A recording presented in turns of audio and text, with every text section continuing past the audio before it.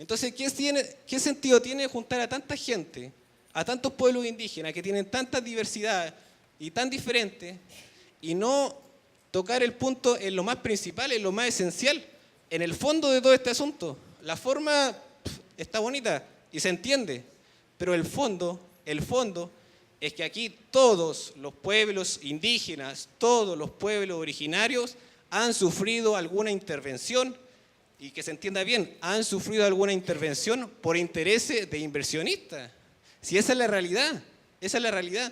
Cualquier carretera que se haga, cualquier bosque que se plante, cualquier cosa que se haga, el Estado obviamente le conviene incentivar la inversión, ¿cierto?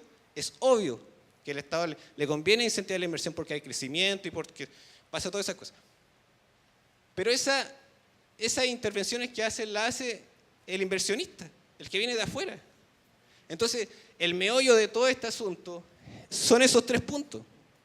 Por lo tanto, yo creo, aquí, todas las personas que estamos reunidas en esta sala, si no se llega a un acuerdo que en el fondo de este consenso y de esta consulta, es que las comunidades indígenas, los pueblos originarios, deben, por obligación, ser consultados frente a cualquier intervención, ya sea pública o privada, directamente en las comunidades.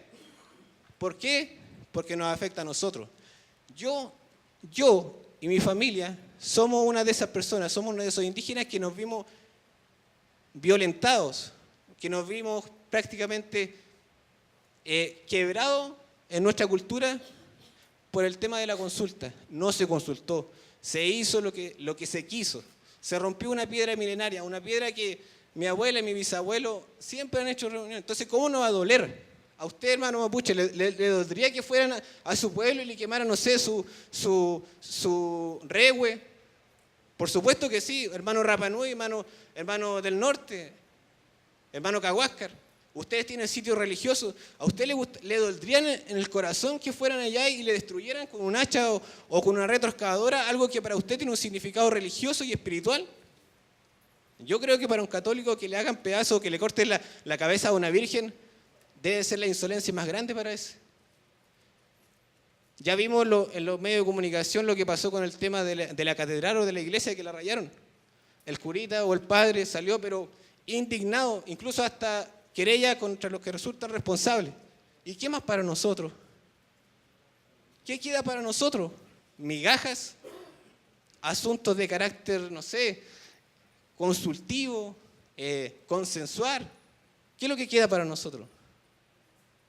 O sea, si hablamos de respeto, si hablamos de consenso, si hablamos de integración, hermanos, pensemos en que nosotros tenemos diferencias en nuestras culturas y en nuestra religión. Por lo tanto, esas cosas son de tal y vital importancia que no pueden ser pasadas a llevar así como así.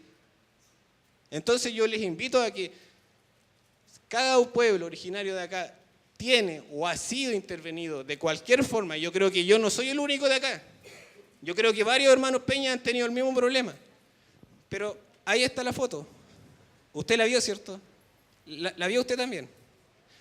De eso queda un charquito de agua así, de una cascada. Un charquito de agua así, hermano. Eso queda de eso. Y a mí me duele en el alma ver eso. Y eso que yo, no sé, usted dice un joven mapuche que estudia, que va a la universidad, que es ingeniero, no siente nada por su comunidad. No, hermano, no es así. Yo soy mapuche en el fondo, pero en la forma también lo voy a hacer. Y no me da vergüenza pararme aquí adelante y decir cuánto nos duele el atropello que han hecho. Nos duele en el alma. Y eso quiero expresárselo y ojalá ustedes lo sientan. Porque yo creo que ustedes no han andado embarrados hasta la rodilla en el invierno. ¿Ya?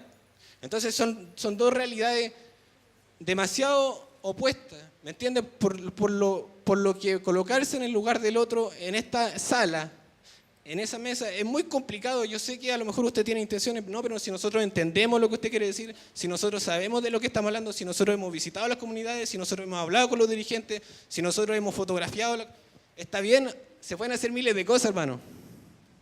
Pero estar ahí y ver eso es muy distinto. Estar ahí, vivir, comer, levantarse es muy distinto, hermano. Es muy distinto. Tener hermanos mapuches que se mueren también es muy distinto. ¿Ya? Eso es un ejemplo claro, es un ejemplo que se puede ver, que es tangible, que está, y eso es lo que pasa cuando no se respetan a los pueblos originarios y a los pueblos indígenas, cuando no se tiene ningún sentimiento de respeto o sentimiento compartido. Yo quiero también aprovechar esta oportunidad para dar mi profundo pesar por la muerte del Peñi, de nuestro hermano. ¿Ya? Y si las autoridades a lo mejor no han dicho nada, bueno, todavía es tiempo para decir algo. Y sobre todo los dirigentes que por ABC motivo están al frente de esta mesa o de esta mesa de consenso, que no se hayan referido ni siquiera 2 minutos, se hayan tomado al menos 1 minuto para decir, hermano mapuche, a lo mejor tomemos un minuto de silencio por nuestro hermano, o como sea la forma, pero que no se hayan acordado. Igual a mí me duele, ¿por qué? Porque yo, imagínense, vengo a lo mejor de la universidad y todo el cuento, pero a mí me duele que un hermano mapuche muera. A mí me dolería que un hermano mapuche se pusieran a pelear entre ellos mismos. Entonces, el respeto no es una cosa racional, hermano. A veces el respeto es una cosa de acá. Y yo le invito a que tengamos respeto tanto a las autoridades como a los pueblos mapuches. Chaltumay Peña.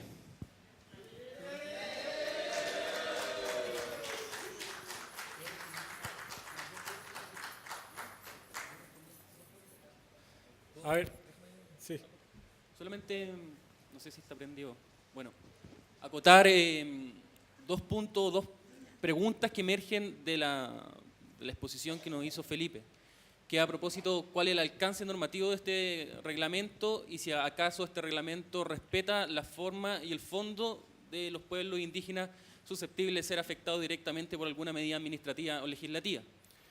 Yo quisiera, sobre esto último, contarte que esa hipótesis que tú planteas, esos hechos que suceden no solamente en tu territorio, sino que en muchos más, los dirigentes lo tuvieron presente al momento de tratar de regular este derecho. Entonces, cuando uno se pregunta si es que el fondo y la forma se ve, de cierto modo, protegido por este reglamento, yo me atrevería a decir que sí. ¿Y cómo? ¿No? Principalmente por 2 principios, valga la redundancia del alcance de las palabras, que a través de las instituciones representativas y los mecanismos apropiados para el proceso de consulta. ¿Por qué yo diría entonces que sí se respeta el fondo y la forma de los pueblos indígenas que se representan, no en este proceso de consulta? Bueno, básicamente porque serán los pueblos, ¿no?, quienes van a definir cómo va a ser de mejor manera el proceso. De modo que van a haber tantas consultas como necesidades de consulta exijan, ¿no? O sea, ¿qué quiero decir con eso? El reglamento permite que, en cierto modo, esté regulado, la discrecionalidad del Estado al momento de hacer la consulta. Sin embargo, van a ser los pueblos, en conjunto con el Estado, que van a definir cómo, cuándo, por qué, cuántas sesiones, en qué tiempo. Y por otro lado, quiénes van a participar. Y en ese modo van a ser los pueblos los que van a tener que instalar, ¿no?, la necesidad de esa consulta y cómo.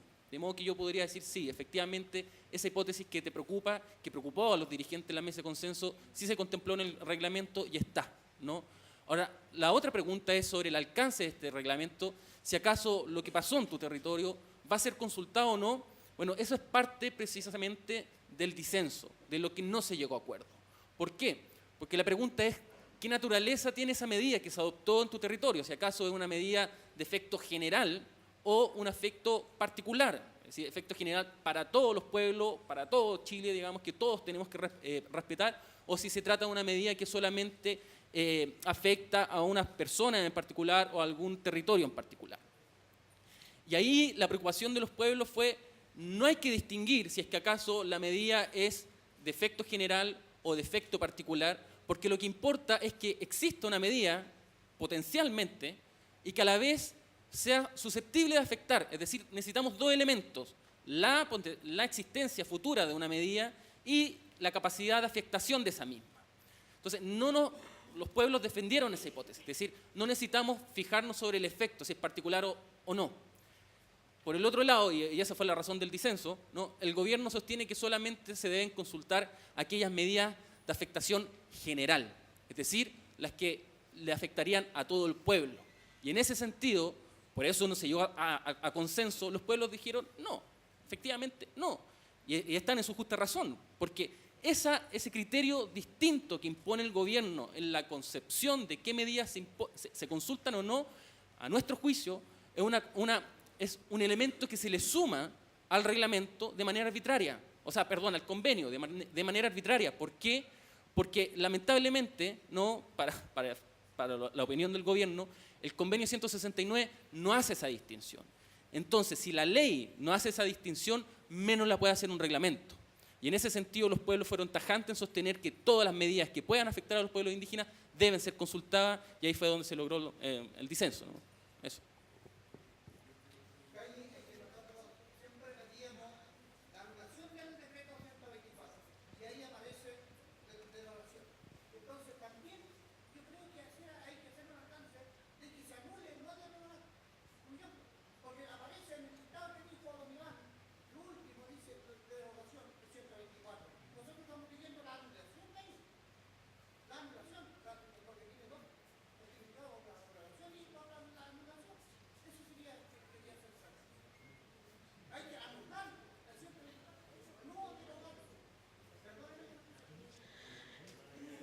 Buenas tardes.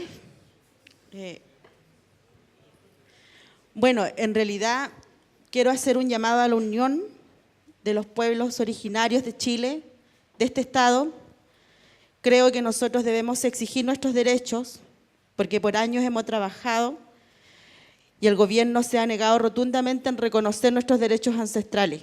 Yo soy Liganantay, provengo de una cultura que tiene más de 12.000 años de historia. Sin embargo, hoy no estoy conforme con el documento elaborado porque creo que no representa realmente la necesidad de nuestro pueblo. Lo rechazo rotundamente. Nosotros, sobre todo en el norte del país, tenemos una fuerte demanda respecto a nuestros reconocimientos hídricos, que se han separado de nuestras tierras, nuestros derechos territoriales, que nos han impedido autodesarrollarnos como cultura. Tenemos un pueblo que pese a todas las adversidades humanas, a las adversidades climáticas, aún existe. Y queremos que este gobierno reconozca en su totalidad a todos los pueblos indígenas de nuestro país. Queremos que ser nombrados en su documento. No queremos migajas. La lucha no está entre nosotros, hermanos, está entre todos, está con el gobierno, con el parlamentario, para que de una vez por todas seamos capaces de exigir que este gobierno o el que venga reconozca en amplitud nuestros derechos.